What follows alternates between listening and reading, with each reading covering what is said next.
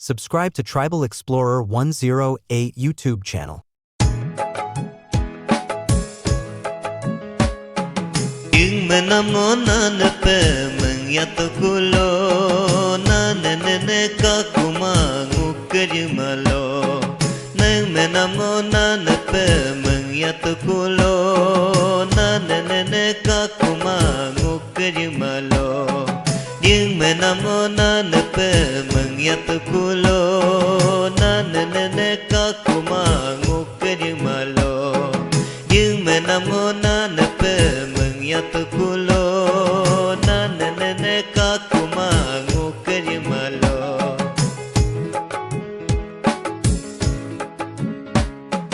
Prema anyangam kapapatula ngokagagumdungam kalakatula. Yung anyangam hingpapatula ngokagalungtengam hinglakatula. Yung anyangam kapapatula ngokagagumdungam hinglakatula.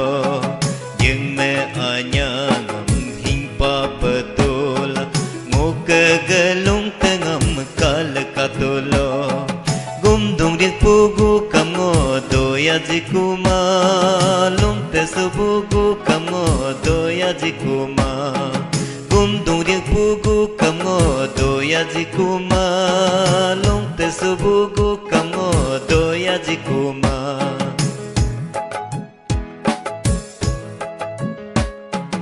Ipang nako begakar katulo Nijerga anyang kaning kumanyi. Nijer ajina bingka katulo tajerga chalung cehat duku. Yime nako begakar katulo Nijerga anyang kining kumanyi. Nijer ajina bingka katulo tenab halung hat duko.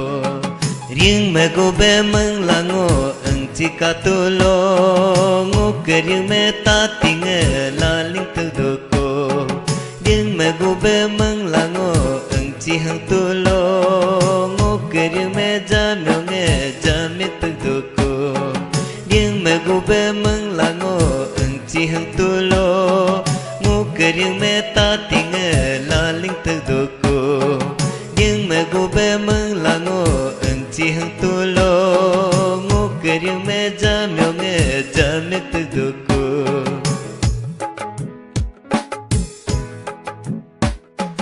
Yapa mangdang mangpu alela alu gelo kinglo nyijerengam dibe kasang kapu alela ayu gayu kinglo nyijerengam. Yapa mangdang mangpu alela alu gelo kinglo nyijerengam dibe kasang kapu alela ayu gayu kinglo nyijerengam. Ane jage do nig jita mana me nahi dobe mangje kam na nyukuma do. Atu jage polug jita mana me nahi dobe mangje kam na nyukuma do. Ane jage do nig jita mana me nahi dobe mangje kam na nyukuma do. Atu jage polug jita mana me nahi dobe mangje kam na nyukuma do. Na nyukuma do, na nyukuma do. Subscribe to Tribal Explorer 108 YouTube channel.